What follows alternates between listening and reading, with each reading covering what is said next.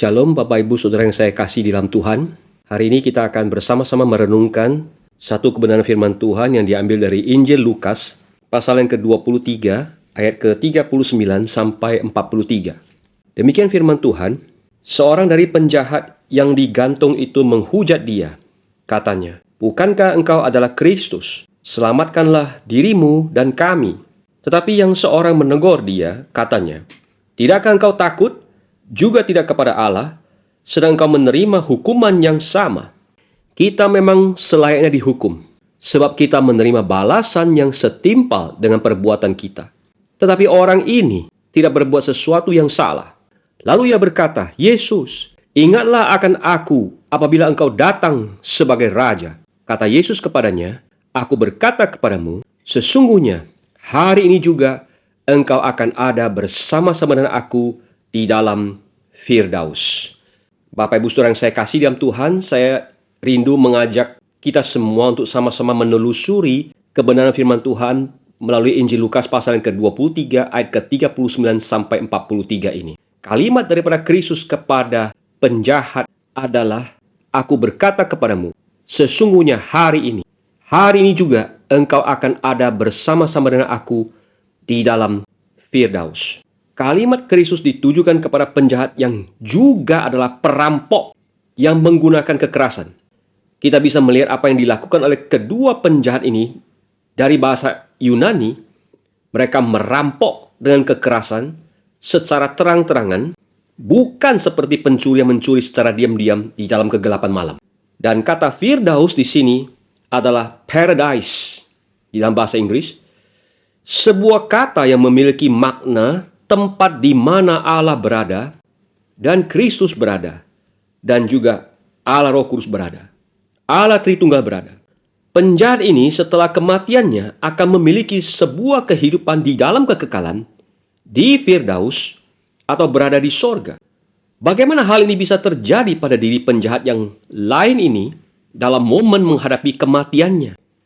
Lukas mencatat di ayat ke-40, sebutan bagi penjahat yang menerima janji Kristus akan berada di Firdaus ini dengan sebutan the other atau yang lain. Di dalam NKJV ayat ke-40, "But the other answering rebuked him, saying, 'Do you not even fear God, seeing you are under the same condemnation?'" Tetapi yang seorang atau yang lain menegur dia, katanya, "Tidakkah engkau takut? Juga tidak kepada Allah, sedang engkau menerima hukuman yang sama?" Apa yang sebenarnya terjadi pada diri penjahat yang lain ini? Mari kita telusuri kitab suci untuk melihat kasih karunia Allah tiba kepada dirinya yang tidak layak, yang bersalah secara hukum dan berdosa di hadapan Allah. Kita akan melihat Allah Bapa, Tuhan Yesus Kristus, serta Allah Roh Kudus berkarya di dalam diri penjahat yang lain ini yang sedang menghadapi kematiannya. Alkitab mencatat awalnya penjahat yang lain ini juga bersama-sama menghujat Kristus.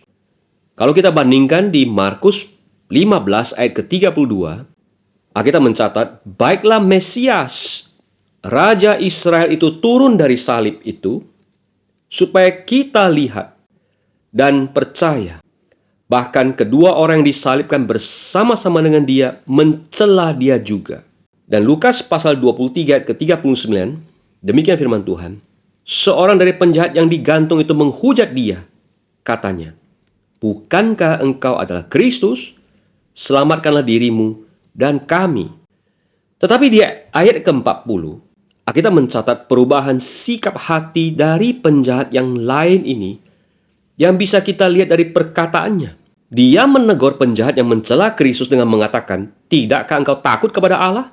Di ayat ke-41, dia mengatakan, "Kita memang selayaknya dihukum, sebab kita menerima balasan yang setimpal dengan perbuatan kita.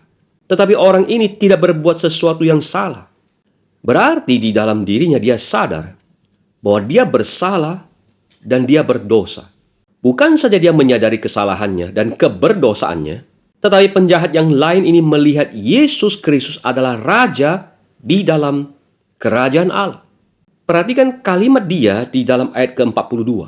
Yesus, ingatlah akan aku apabila engkau datang sebagai raja di dalam kerajaanmu. New King James Version mencatat, Lord, remember me when you come into your kingdom. Mengapa dia bisa melihat kerajaan Allah?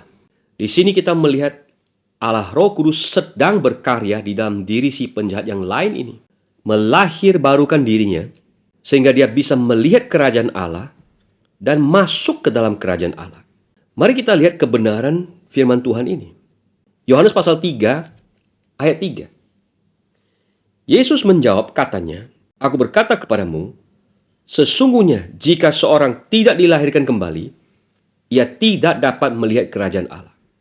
Yohanes pasal 3, ayat 5. Jawab Yesus, aku berkata kepadamu, sesungguhnya jika seorang tidak dilahirkan dari air dan roh, ia tidak dapat masuk ke dalam kerajaan Allah. Jadi Allah Roh Kudus memampukan si penjahat yang lain ini, mata hatinya bisa melihat kerajaan Allah yang tidak kelihatan, dan bukan saja bisa melihat, tapi menginginkan untuk masuk ke dalam kerajaan Allah. Bukan saja demikian, Allah Roh Kudus juga menginsyafkan dirinya akan keberdosaannya di hadapan Allah. Sehingga dia memiliki hati yang diubahkan, hati yang takut kepada Allah. Mari kita lihat akan kebenaran ini. Yohanes pasal 16 ayat ke-8. Dan kalau ia datang, ia di sini adalah Roh Kudus, ia akan menginsyafkan dunia akan dosa, kebenaran, dan penghakiman. Penjahat ini sadar akan dosanya, akan kesalahannya, karena Allah Roh Kudus yang menginsyafkan dirinya. Allah Roh Kudus sedang berkarya di dalam dirinya. Saat yang sama, si penjahat yang lain ini menerima kasih karunia dari Allah Bapa yang menerangi mata hatinya, sehingga dia melihat kemuliaan Allah yang nampak pada wajah Kristus. Di atas kayu salib, Yesus Kristus wajahnya penuh dengan luka. Tangannya dipaku, juga kakinya dipaku di kayu salib.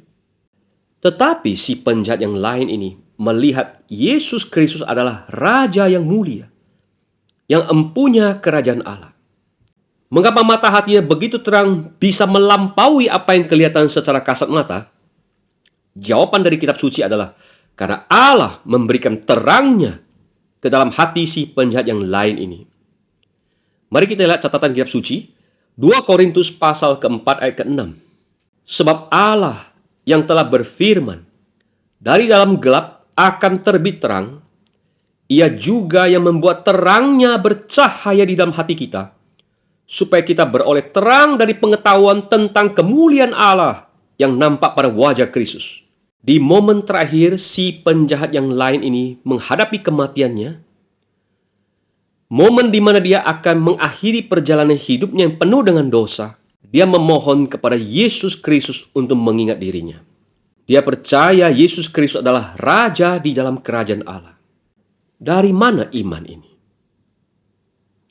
Iman yang ada pada diri si penjahat yang lain ini adalah iman yang sejati, karena dia mendengar perkataan Kristus, mendengar firman Tuhan.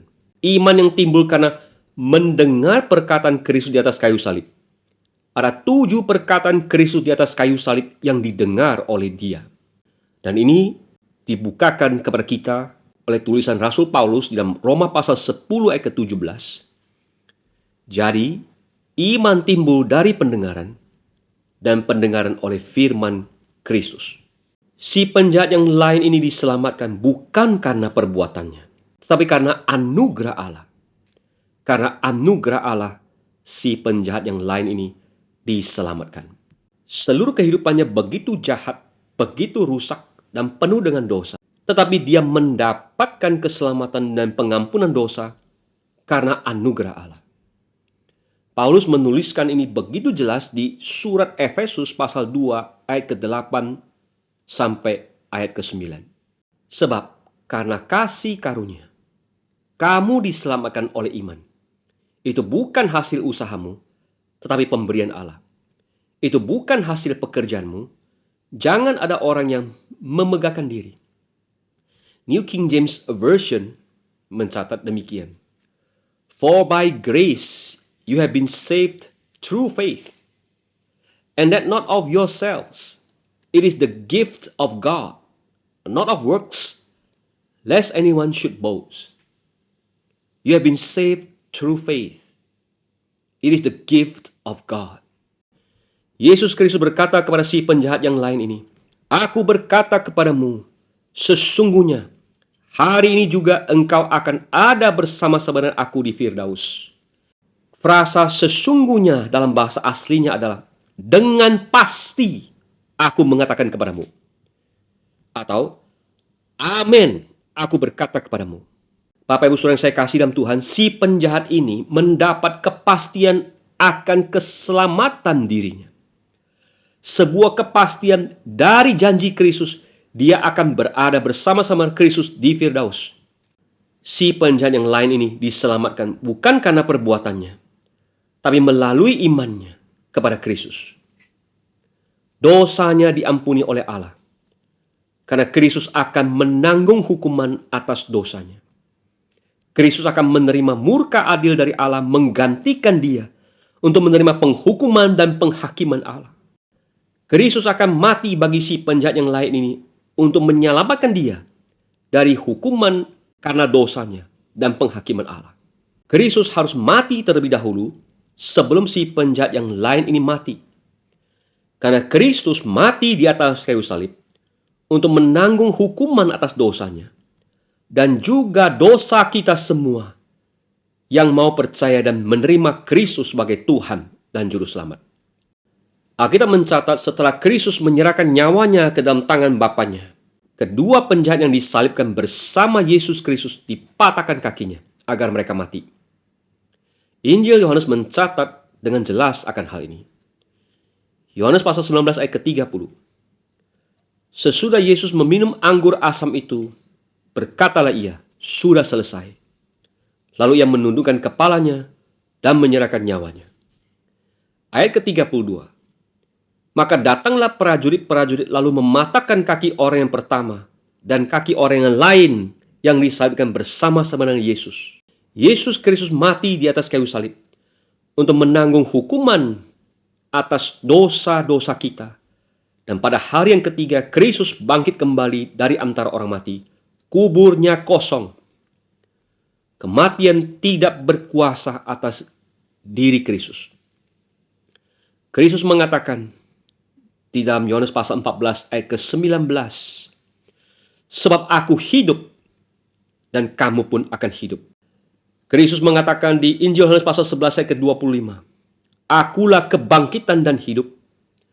Barang siapa percaya kepadaku, ia akan hidup walaupun ia sudah mati." Dan Yohanes pasal 3 ayat ke-16, kalimat Kristus adalah demikian.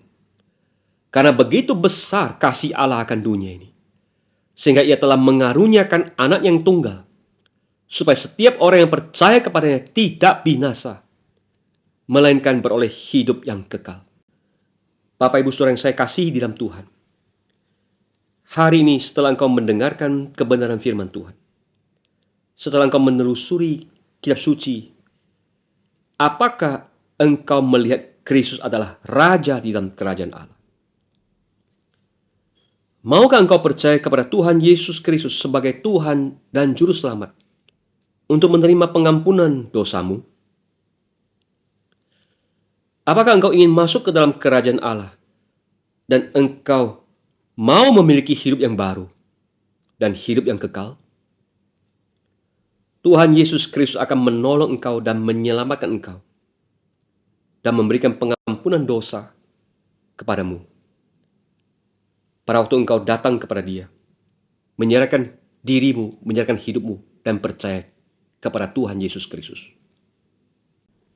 Maukah engkau beriman dan percaya kepada Tuhan Yesus sebagai Tuhan dan Juru Selamatmu secara pribadi? Kiranya Tuhan memberkati kita semua. Amin.